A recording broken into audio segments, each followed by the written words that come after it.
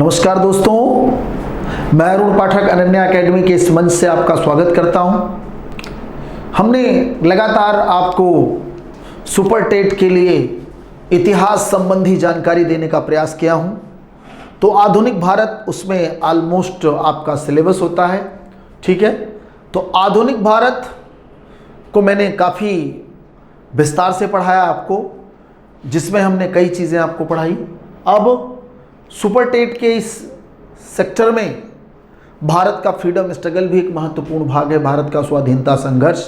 अब आज उसकी शुरुआत मैं करने जा रहा हूं आप सभी को, और इससे संबंधित क्वेश्चन ढेर सारे आते हैं, ठीक। तो इनकी मैं शुरुआत यहीं से करूंगा आपको।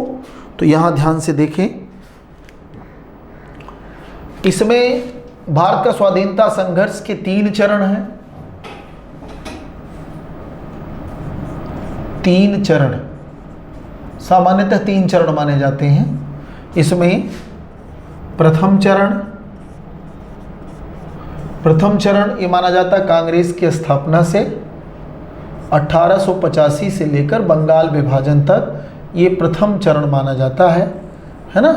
इसे स्पेशली उदारवादी चरण कहते हैं। क्या कहते हैं? उदारवादी चरण, ठीक है। अब इस चरण में कई महत्वपूर्ण घटनाएं हुई हैं, जैसे महत्वपूर्ण घटनाएं। जब महत्वपूर्ण घटनाओं की बात करता हूं तो इसमें सबसे बड़ी चीज है लोक सेवा आयोग का गठन करा लिया कांग्रेस ने। दूसरी चीज, बजट पर, ये या यूं समझो इसको, 1892 का भारत परिषद अधिनियम पारित हुआ। भारत परिषद अधिनियम पारित। अब इस भारत परिषद अधिनियम में क्या क्या व्यवस्था दी गई? बजट पर प्रश्न पूछने का अधिकार, ठीक है। और दूसरी चीज क्या इस पे रहा? अप्रत्यक्ष मतदान प्रणाली प्रारंभ,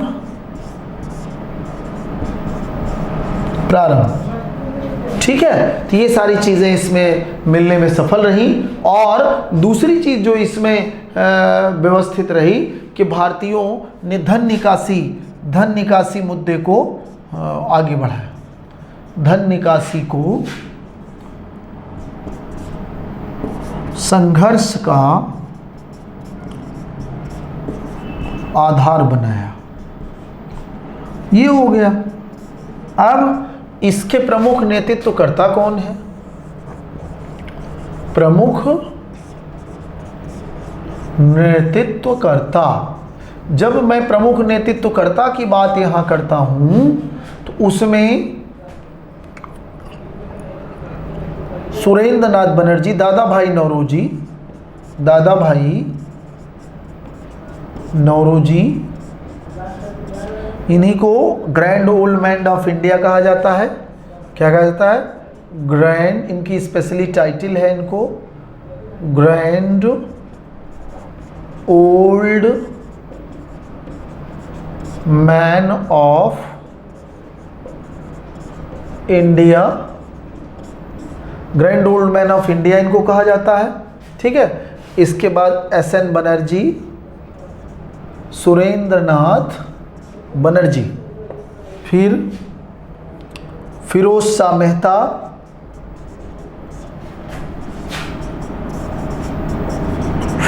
मेहता,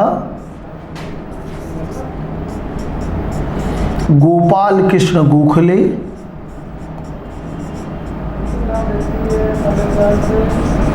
ठीक है। इसमें एक बात आपको और बता दूं, फिरोज शाह मेहता गोपाल कृष्ण गोखले के राजनीतिक गुरु, और गोपाल कृष्ण गोखले महात्मा गांधी के राजनीतिक गुरु। यह MK गांधी के राजनीतिक गुरु माने गए। ठीक है, तो ये यूं समझिए कि कांग्रेस की स्थापना के पश्चात ही संघर्ष के संगठित रूप से संघर्ष का प्रारंभ हुआ कि अब कहते कि बिना संगठन के कोई भी आंदोलन बेहतर नहीं चल सकता। तो उसमें कांग्रेस की जब स्थापना हुई तो संगठन में मजबूती आई और फिर नेतृत्व किया गया। तो सबसे पहली चीज़ ये है कि भारतीयों को लोक सेवा आयोग गठन कराकर सिविल सेवा में बैठने के लिए सरल बनाना कि भारत में यह परीक्षा कराई जाए। तो लोक सेवा आयोग का गठन करा लिया। ठीक है, 86 के आसपास गठन कराने का पूरा प्रोसीजर और ये अडॉप्ट करवा लिया कि अब भारत सहित माने इंग्लैंड सहित भारत में भी होगी। हालांकि यह हो नहीं पाया उस समय, ये जाके 1923 के बाद प्रोसीजर तैयार हुआ। और जो सबसे बड़ी उपलब्धि थी वो 1892 का भारत परिषद अधिनियम पारित कराया, जिसमें भारतीयों के लिए ढेर सारे अधिकारों को सम्मिलित किया गया। जैसे पहले क्या था कि विधानमंडलों में भारतीय प्रवेश कर जाते थे, लेकिन उन्हें सामान्य प्रश्नों को पूछने का तो अधिकार था, लेकिन बजट संबंधी जब मामला आता था तो भारतीयों को कुछ भी बोलने का अधिकार नहीं था। लेकिन इस 92 के एक्ट के माध्यम से बजट पर भारतीयों को प्रश्न पूछने का अधिकार मिल गया। हालांकि पूरक प्रश्न पूछने का अधिकार उन्हें नहीं प्राप्त था। तो पहली चीज। दूसरी चीज, एक लोकतांत्रिक प्रक्रिया प्रारंभ हुई जिसे कहते हैं अप्रत्यक्ष निर्वाचन प्रणाली। माने निर्वाचन प्रणाली प्रारंभ हुई। क्वेश्चन बहुत बार आ चुका है। तो किस एक्ट के जरिए?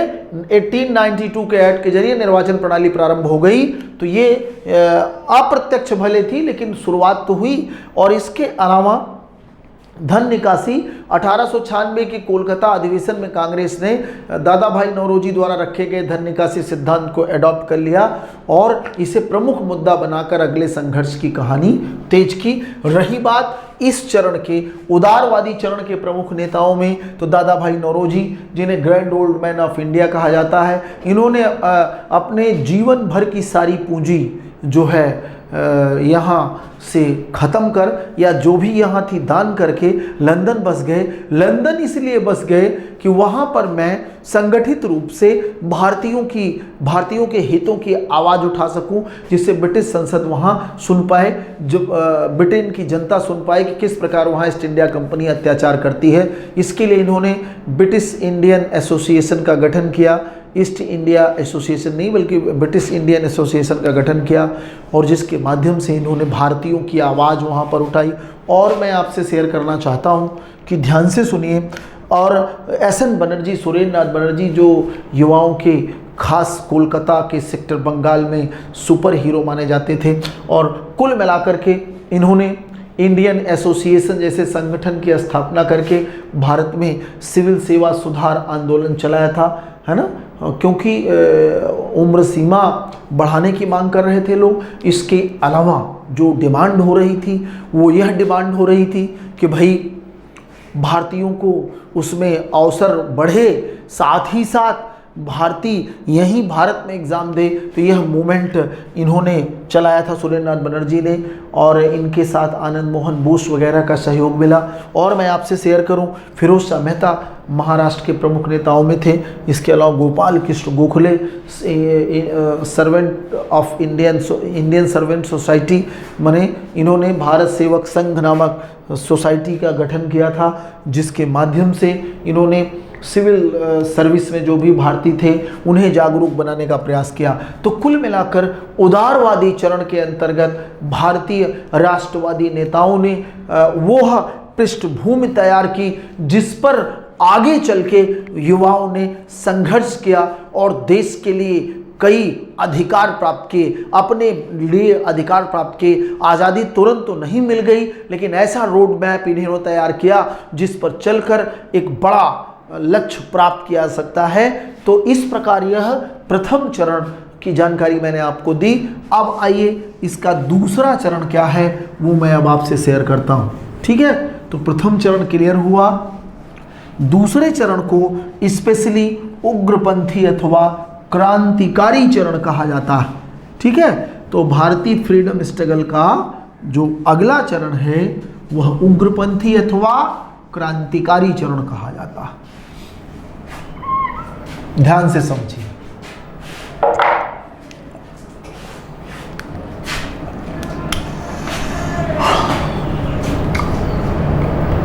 द्वितीय चरण, जिसका समय माना जाता है 1905 से लेकर लगभग 1919 तक, इसे कहते क्या है? क्रांतिकारी अथवा उग्रपंथी चरण, ठीक है, इसे कहते हैं। तो सबसे पहली चीज आप यहां ये जाने कि इस चरण के प्रमुख नेतृत्वकर्ता,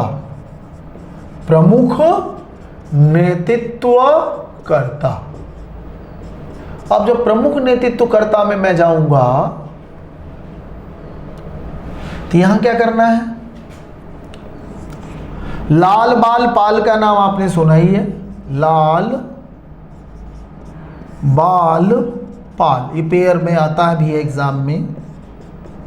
ये प्रमुख नेतृत्वकर्ता थे। लाल से लाला लाजपत राय, पंजाब के प्रमुख नेता, आर्य समाजी नेता थे।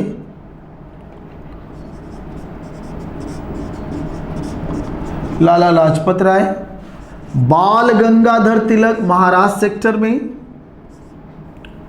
बाल गंगाधर तिलक, और बिपिन चंद्र पाल, ये बंगाल सेक्टर में। तो कुल मिलाकर, इसके अलावा इसी में आप अरविंद घोष को भी ले सकते हैं। अरविंद घोष, बीडी सावरकर, ये सब इसी चरण के प्रमुख नेता। बीडी सावरकर आदि लगा देते हैं, ठीक है। तो क्रांतिकारी चरण की खास बात क्या थी? ध्यान से समझिए। क्रांतिकारी कहते ही बच्चों के दिमाग में, स्टूडेंट्स, छात्रों के दिमाग में ये आ जाता है कि वही क्रांतिकारी का मतलब भगत सिंह ही तुरंत दिमाग में आता। क्रांति उन्हें अतिवादी क्रांतिकारी कहा जाता है, ठीक है। लेकिन यहां जो क्रांतिकारी चरण है, कांग्रेस का क्रांतिकारी चरण, माने यहां विचारों की उग्रता थी, विचारों की उग्रता। जैसे मैं एक एग्जाम्पल देना चाहूंगा, बीजी तिलक कांग्रेस की उदारवादी पद्धति को राजनीतिक भिक्षावृत्ति कहा करते थे। क्या कहते थे? राजनीतिक भिक्षावृत्ति। इनका कहना था कि ये साहब हमें दे दो से काम नहीं चलेगा, अब हमें अपना छीनना पड़ेगा। इसके लिए इन्होंने नारा दिया कि यदि हम वर्ष भर में एक बार मेढक की भांति टर्राए, जैसे बरसाती मेढक होते हैं, एक बार टर्राए तो कुछ नहीं मिलने वाला है, ठीक है। हमें सतत संघर्ष की आवश्यकता है, कंटिन्यू हमें संघर्ष करना होगा, ठीक है। तो कांग्रेस की कार्यप्रणाली की आलोचना करते हुए नारा दिया सतत संघर्ष, और इससे भी बड़ा इन्होंने मैसेज दिया कि स्वराज, माने हम अपना सेल्फ रूल चलाएंगे, स्वयं अपना शासन चलाएंगे। इसके लिए इन्होंने और मोटिवेशन दिया, कहा स्वराज हमारा जन्म सिद्ध अधिकार है और मैं इसे लेके रहूंगा। माने यही उग्रता है, यही भाषा की उग्रता है। इस चरण में भारतीयों ने अपने अधिकारों के प्रति रिजिडनेस दिखाई कि यह हमारा है और मैं इसे लेके रहूंगा। यही है विचारों की उग्रता इस चरण की, ठीक है। अब प्रमुख मैं घटनाक्रम की बात करूं इस चरण में, प्रमुख घटनाक्रम, जब प्रमुख घटनाक्रम की बात आती है तो सबसे प्रमुख घटना है बंगाल विभाजन। बंगाल विभाजन, ऐसे ही इसके विरुद्ध चला स्वदेशी आंदोलन, और इसी चरण में मुस्लिम लीग की स्थापना होकर लड़ाने का प्रयास किया। मुस्लिम लीग की स्थापना, और सबसे डेंजरस इशू आया मार्ले मिंटो सुधार।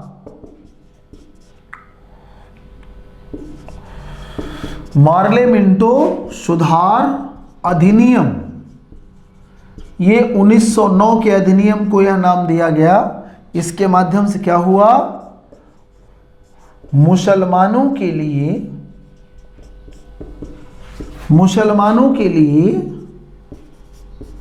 पृथक निर्वाचन मंडल जोड़ा गया। तो यही भारत के विभाजन का कारण बना, आगे मैं पढ़ाऊंगा आपको।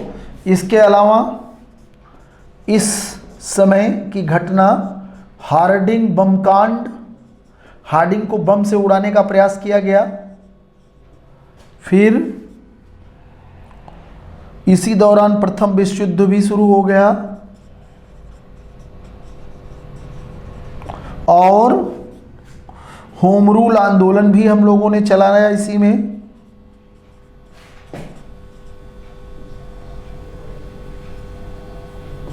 होम रूल आंदोलन, और हमने इसमें अगला चरण लिया। होम रूल आंदोलन में मॉन्टेग्यू घोषणा पत्र आया।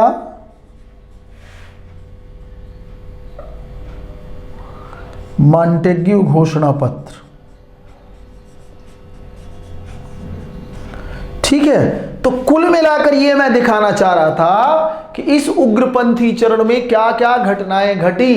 अब जब बंगाल विभाजन में थोड़ा आपसे शेयर करना चाहूंगा, तो ये कहने का तात्पर्य कि सारी घटनाएं इसमें हुई, थोड़ी सी भारतीयों के पेशेंस में कमी आई। अब भारतीय किसी भी कीमत पर अपने हितों के प्रति एक्टिव हो गया था।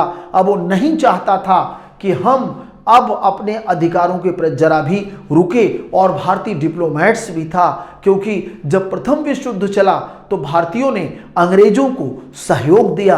कांग्रेस, मुस्लिम लीग, कम्युनिस्ट पार्टी तो खैर अभी बनी ही नहीं थी, या जितनी भी भारत की राजनीतिक पार्टियां थी, और बड़े बड़े राष्ट्रीय नेता, चाहे जिन्हें उग्रपंथी राष्ट्रीय नेता कहा जाता था, बाल गंगाधर तिलक जैसे लोग, महात्मा गांधी जैसे लोग, सूर्यनाथ बनर्जी जैसे लोग, सबने प्रथम विश्व युद्ध में अंग्रेजों का साथ दिया। इस उम्मीद में साथ दिया कि अंग्रेज जब युद्ध जीत जाएगा उसके पश्चात भारतीयों को ढेर सारे रियायतें देगा, अधिकार देगा। लेकिन भारतीयों का अनुभव बड़ा डेंजरस रहा, क्योंकि अंग्रेज इसके पश्चात रॉलेट एक्ट, जिसको कहते हैं काला कानून, इसके अलावा इससे भी बड़ी भयानक घटना को अंजाम दिया, जिसे कहते हैं जलियांवाला बाग हत्याकांड। तो मैं ये समझाना चाह रहा था कि 1919 तक की सिचुएशन ऐसी थी। उसके पश्चात 1919 से घटनाक्रम में बदलाव तेजी से आया, संघर्ष के तरीके में बदलाव आया, क्योंकि गांधी जी ने मूवमेंट को संभाल लिया था। तो जो तीसरा चरण होता है मूवमेंट का, है ना, तीसरा चरण क्या कहा जाता है? तीसरा चरण गांधीवादी चरण कहा जाता। तीसरा चरण गांधीवादी चरण।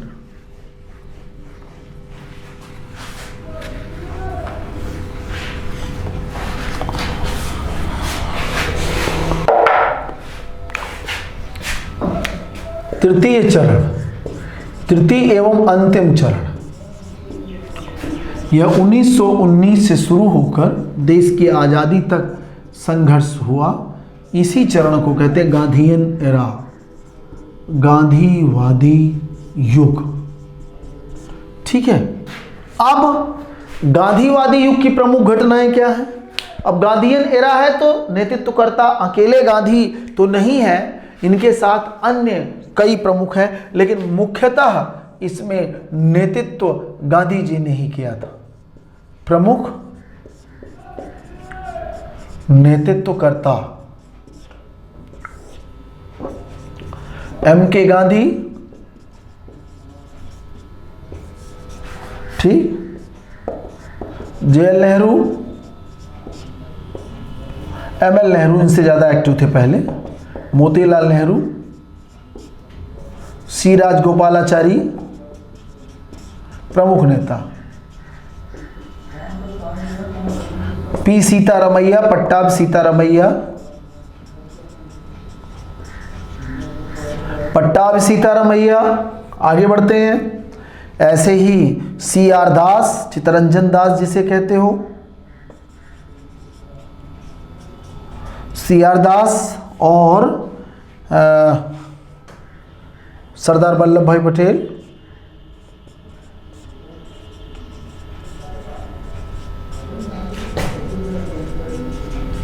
फिर JL नेहरू।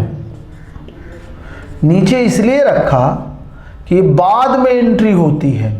ये 1919 के असहयोग आंदोलन में एक्टिव होते हैं और ये कांग्रेस के अध्यक्ष बनते हैं 1929 में। ठीक है, तो ये कहने का तात्पर्य है कि मुखिया लीडरशिप गांधी की थी, लेकिन अन्य भी कई नेता थे। ठीक है, आदि यहां लगा के दिमाग में रखें। अब मैं यहां बता दे रहा हूं प्रमुख घटनाएं या प्रमुख आंदोलन। प्रमुख घटनाक्रम से ही ज्यादा बेहतर समझोगे। अब देखो, प्रमुख घटनाक्रम की जब मैं बात करता हूं तो रॉलेट एक्ट, जलियांवाला बाग हत्याकांड, जलियांवाला बाग हत्याकांड,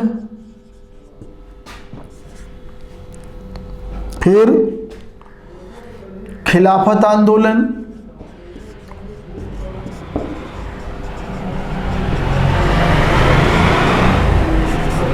असहयोग आंदोलन,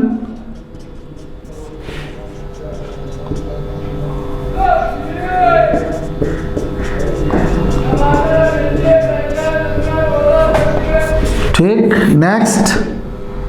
ठीक है, फिर आंदोलन की कड़ी में जब हम आगे बढ़ेंगे या घटनाक्रम की कड़ी में स्वराज पार्टी की स्थापना ले लो।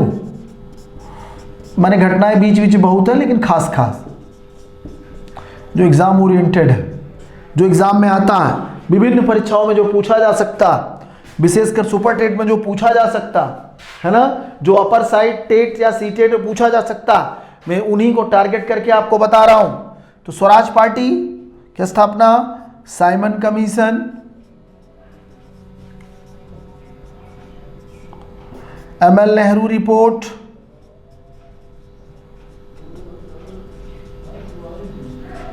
ठीक है, फिर सविनय अवज्ञा आंदोलन, अवज्ञा आंदोलन, ऐसे ही और बीच बीच में कई घटनाएं हैं, लेकिन मेन की चर्चा मैं कर दे रहा हूं, भारत छोड़ो आंदोलन आदि।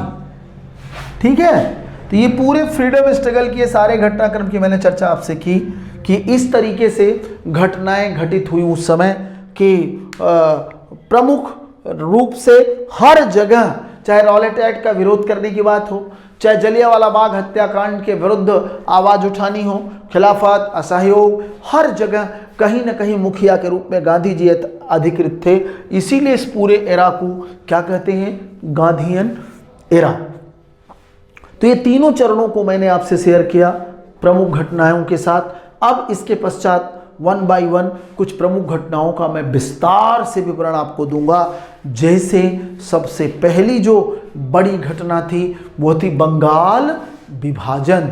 ठीक है, तो अब ये चरण आपने समझ लिया। चरण से एक सेंट्रल आइडिया आपको बन गई कि वास्तव में फ्रीडम स्ट्रगल में क्या क्या हमें पढ़ना चाहिए, क्या क्या हम पढ़ेंगे। ठीक है, तो ये आप बेहतर तरीके से समझ गए हैं।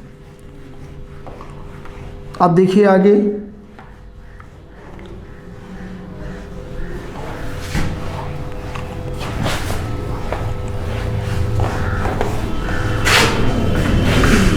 सेंट्रल आइडिया मैंने आपका बना दिया। बंगाल विभाजन कब किया गया? 16 अक्टूबर 1905 एडी। ठीक है, वैसे बंगाल विभाजन की जो है घोषणा अगस्त में ही की गई थी, लेकिन यह लागू कब हुई? यह जाके अक्टूबर में लागू की गई। तो जिस दिन इसे लागू किया गया,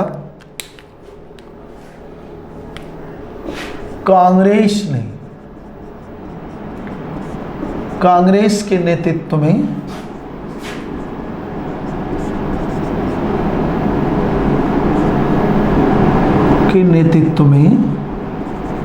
इसे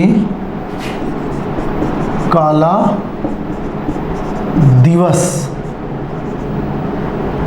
दिवस मुख्यतः कहा ही गया शोक दिवस के रूप में मनाया गया। शोक दिवस अथवा बंगाल के लिए काला दिवस घोषित किया गया। ठीक है, और कांग्रेस ने क्या किया? एसएन बनर्जी के नेतृत्व में इसके विरुद्ध स्वदेशी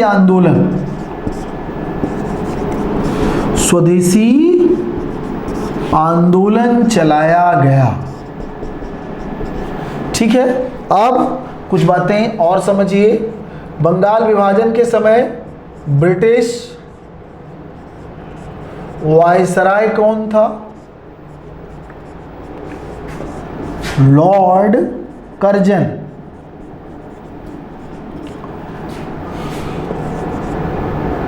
उद्देश्य क्या था? ब्रिटिश उद्देश्य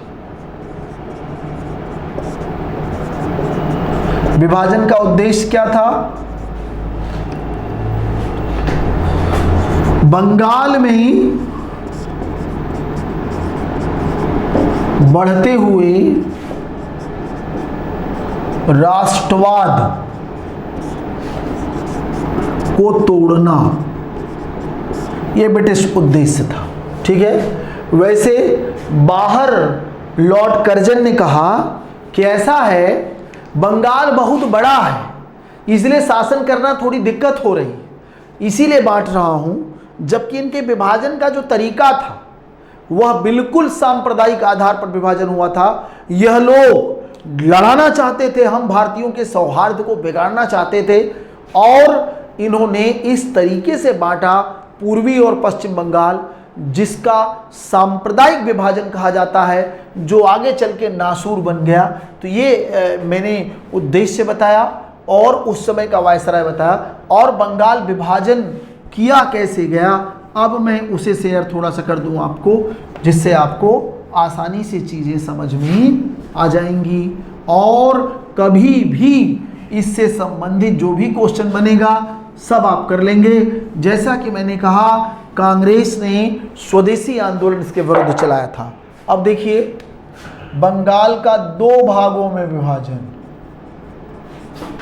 दो भागों में विभाजन। कौन कौन से दो भाग थे? एक पश्चिम बंगाल और दूसरा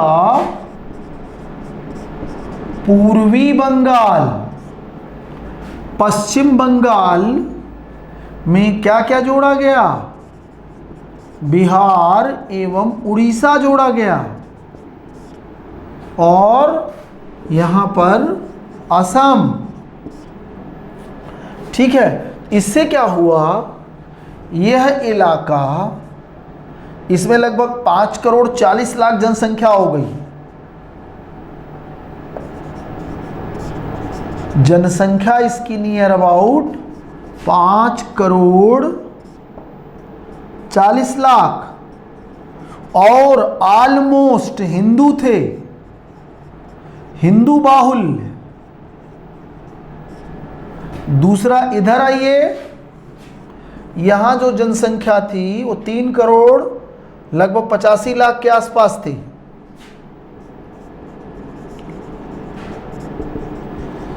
तीन करोड़ 85 लाख। इसमें क्या गेम किया गया था? यह मुस्लिम बाहुल्य था। और अगर ऐसा न होता, ये विभाजन किस बेस पर है? सांप्रदायिक आधार पर विभाजन, माने धार्मिक आधार पर। सांप्रदायिक विभाजन, इसका सीधा रीजन ये था कि सांप्रदायिक आधार पर बांटकर हिंदुओं और मुसलमानों को दोनों को भिड़ाया जाएगा, इसलिए जो बंगाल राष्ट्रवाद का केंद्र बन रहा है वह अपने आप समाप्त हो जाएगा। ठीक है, तो ये अंग्रेजों का उद्देश्य था, इसे बांटने का, है ना, जिससे भारत क्या होगा, जो यहाँ राष्ट्रवादी प्रवृत्ति आ रही है, अंग्रेजों के विरुद्ध जो भावना मजबूत हो रही है उसे तोड़ा जा सके, जिससे भारत में शासन करना आसान हो। कांग्रेस ने इसके विरुद्ध क्या किया, अब थोड़ा सा इसको भी समझिए। बंगाल विभाजन के विरुद्ध कांग्रेस ने क्या क्या प्लानिंग की, कैसे कैसे मूवमेंट चलाया, ये भी समझिए थोड़ा सा। और अंततः इसका परिणाम क्या हुआ।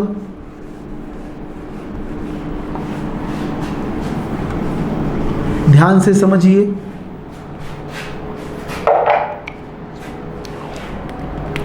भारतीय राष्ट्रीय कांग्रेस, भारतीय राष्ट्रीय कांग्रेस ने 1906 एडी के अपने कोलकाता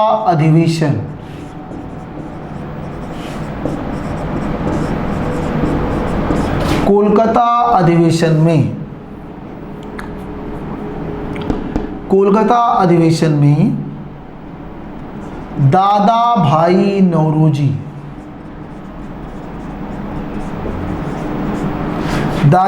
नौरोजी की अध्यक्षता में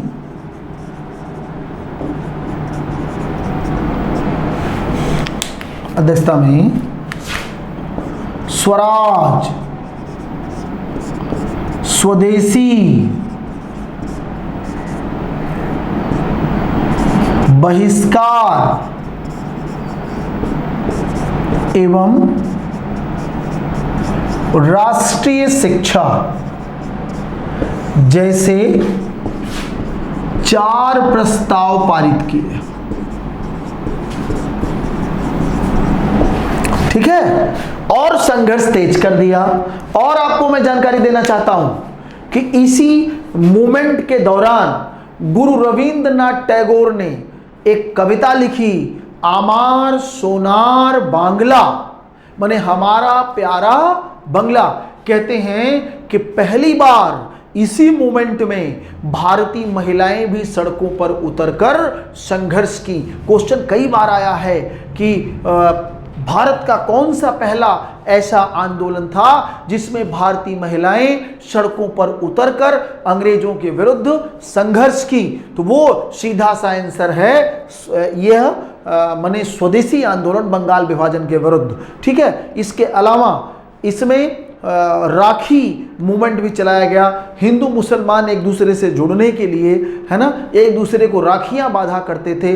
तो आंदोलन बहुत बेहतर तरीके से चला और अंग्रेजों को रास्ता चेंज करना पड़ा। उन्हें लग गया कि बंगाल विभाजन से राष्ट्रवाद टूटने के बजाय और स्ट्रांग हो रहा है, इसलिए उन्होंने नई कड़ी जोड़कर उन्होंने मुस्लिम लीग की स्थापना 1906 ईडी में कराकर मुसलमानों को अलग से कांग्रेस के विरुद्ध भड़काना शुरू किया। और उन्होंने 1909 ईडी के मार्लेमेंटो सुधार के तहत मुसलमानों के लिए अलग से पृथक निर्वाचन मंडल की व्यवस्था को जोड़ दिया। पृथक निर्वाचन मंडल की व्यवस्था क्या है कि ये ऐसी व्यवस्था सबसे पहले मुसलमानों को दी गई मार्लेमेंटो सुधार के तहत कि कुछ निर्वाचक क्षेत्रों को निर्धारित कर दिया गया कि यहां सिर्फ मुस्लिम कैंडिडेट होंगे और मुस्लिम मतदाता होंगे। माने पृथक निर्वाचन मंडल का मतलब ही यही है कि जो क्षेत्र किसी के लिए आरक्षित कर दिया उसमें सिर्फ वही चुनाव लड़ेगा और वही मतदान करेंगे। चुनाव लड़ना तो स्वाभाविक प्रक्रिया है, आज भी सीटों का आरक्षण होता है, लेकिन मतदान सिर्फ उसी वर्ग के लोग करेंगे। यह एक बहुत ही डेंजरस बात थी। इससे भारत के विभाजन होने का खतरा यहीं से बढ़ गया। तो मुसलमानों को पृथक निर्वाचन मंडल सबसे पहले दिया था, जिससे क्या हुआ कि धीरे धीरे मुसलमान अलग होते चले गए। आपको जानकारी बता दूं, एक क्वेश्चन बनता है हमेशा अच्छी परीक्षाओं में कि अलग पाकिस्तान देश की नींव कहां पड़ी, किस कारण से पड़ी? तो 1909 के अधिनियम अर्थात मार्ले मिंटो सुधार अधिनियम के तहत यह नींव पड़ी। तो ये चीजें इतनी तेजी से बदली कि मुसलमानों को अलग करना वो शुरू ही कर दिए। इधर स्वदेशी आंदोलन तेज हो रहा था, राष्ट्रवाद मजबूत हो रहा था, तो अंग्रेज विवश होकर, माने उनका एक मंतव्य पूरा हो चुका था, दूसरा मंतव्य उनका गड़बड़ हो रहा था। इसलिए इन्होंने क्या किया कि बंगाल विभाजन रद्द कर दिया। अंततः 1911 एडी में आयोजित दिल्ली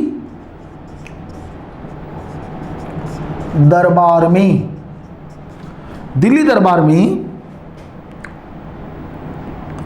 बंगाल विभाजन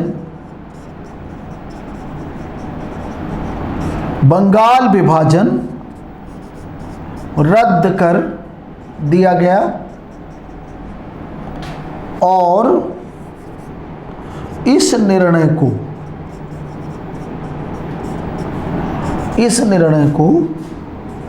1912 एडी में प्रभावी कर दिया गया। ठीक है, इस निर्णय को 1912 एडी में प्रभावी कर दिया गया। और मैं आपको जानकारी देना चाहता हूं, इसी दिल्ली दरबार में जो ब्रिटिश महाराजा जॉर्ज पंचम और उनकी पत्नी मैरी के आगमन पर इसको आयोजित किया गया था, तो इसी में राजधानी परिवर्तन करने का भी डिसीजन ले लिया गया। कोलकाता से दिल्ली राजधानी परिवर्तन इसी के समय में हुई और वह भी 12 से एक्टिव हो गई। तो कुल मिलाकर यह बंगाल विभाजन कई तरीके से हमको अलग अलग दिशा देने में कामयाब रहा। हम नो डाउट संगठित हुए, लेकिन अंग्रेजों की घिनौनी डिवाइड एंड रूल पॉलिसी का शिकार हुए। मुसलमानों को कांग्रेस के विरुद्ध भड़काने के लिए मुस्लिम लीग जैसे संगठन की नींव डालने में उन्हें सफलता मिल गई। जिस प्रकार देश में सांप्रदायिक दंगे हुए, वह जिम्मेदार कोई और नहीं बल्कि स्वयं अंग्रेज थे, जिन्होंने वो जहर बोया कि आगे चल के देश का विभाजन हो गया। ठीक है, तो इस प्रकार आपने इतनी बेहतर चीज़ें समझी। अब उम्मीद है कि कभी गलत नहीं करोगे और ऐसे ही आगे मैं और चीज़ें बताता चलूँगा। ठीक है, बहुत बहुत धन्यवाद।